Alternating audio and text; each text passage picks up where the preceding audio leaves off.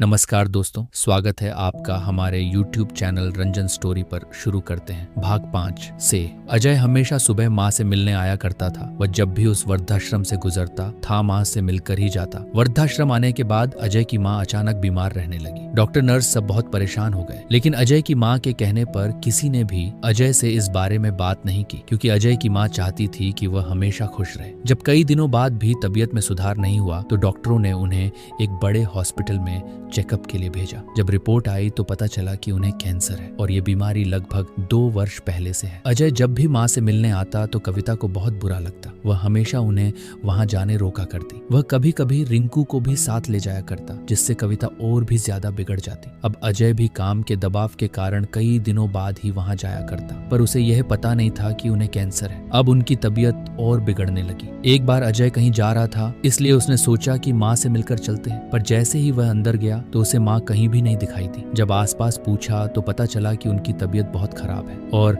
वह अस्पताल में भर्ती है। जब वह हॉस्पिटल पहुंचा तो पाया कि माँ की तबीयत बहुत ज्यादा खराब थी। दवा के नशे में वह अजय को भी नहीं पहचान रही थी। डॉक्टर ने बताया कि अब उनकी जिंदगी के बहुत कम दिन बचे हैं। डॉक्टर ने अजय को उसकी माँ की बीमारी के बारे में भी बता दिया। अचानक डॉक्टर के मुंह से ऐसी बात सुनकर जैसे उसे बहुत गहरा धक्का लगा। उसने कभी सोचा भी नहीं था कि जिंदगी में कभी ऐसा दिन भी आएगा जो उसे माँ से हमेशा के लिए अलग होना पड़ेगा। डॉक्टर अजय, पता है ये बहुत भयानक बीमारी है। अब तक इसका इलाज कुछ गिने चुने देशों में ही होता है, जहाँ इलाज कराने के लिए बहुत ज्यादा पैसे की आवश्यकता पड़ती है। पर अगर ये खुश रहे तो शायद कुछ ज्यादा समय निकाल सके, वरना अगर यूं ही चिंता करती रही तो हम कुछ नहीं कर पाएंगे। डॉक्टर, इन्हें खुश रखने के लिए मुझे क्या करना चाहिए? अजय, आप इसे अपने पास घर ले जाओ। घर को छोड़कर ही इनकी तबीयत ज्यादा डाउन हो गई। अगर आपके साथ रहेगी तो आप इनकी दवा दारू भी अच्छे से कर सकते हैं और अच्छे से देखभाल करने से इनकी जिंदगी कुछ आसान हो जाएगी और आप इन्हें कल शाम तक घर ले जा सकते हैं। डॉक्टर से सलाह लेकर अजय घर की ओर चला। अब उसे एक ही इंसान दिखाई दे रहा था, वो थी कविता। उसे मनाना शायद उसके बस की बात नहीं थी। उसे अच्छी तरह पता था कि वह इसके लिए कभी नहीं मनेगी, पर अगर माँ को घर नहीं लाया गया तो बहुत बड़ी अनहोनी हो जाएगी। जब अजय घर पहुंचा तो रिंकी भागकर उसकी गोद में चढ़ गई। पापा, आज आप दादी के पास गए? क्या केसी है? वो मेरी याद आती है उसे। हाँ बेटा, आपको बहुत याद कर रही थी और कल हम उसे फिर से घर ले आएंगे। सच्ची? क्या पापा? हाँ सच्ची। अजय जब कविता के पास गया तो वह खाना बना रही थी। कैसी हो कविता? मैं ठीक हूँ। अजय, आप ठीक हो ना? नहीं कविता, मैं ठीक नहीं हूँ। पता, आज मैं मम्मा से मिलकर आया, उनकी तबीयत बहुत खराब है, उन्हें कैंसर है। डॉक्टर ने बताया कि उनके पास 1-2 दिन का समय बचा है। डॉक्टर ने बताया कि